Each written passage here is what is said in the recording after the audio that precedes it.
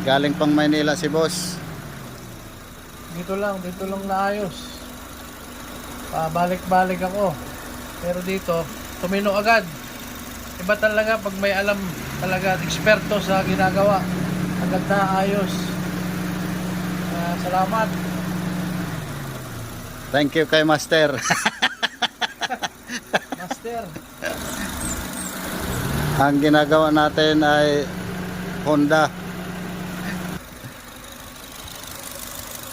Okay.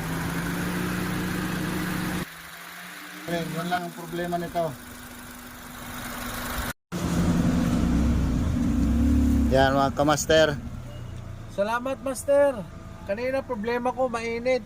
Ngayon ang problema ko naman, di ako nakapagdala ng jacket, sobrang lamig. Number 1 pa lang yan ha. Paano pa pag nilakasan ko pa yung aircon? Kaya, salamat. Makakabiyahe na ako ng komportable dahil malamig na. Salamat, Okay. Salamat, Master. Nanghingi na siya ng sticker mga kamaster. Maraming salamat din.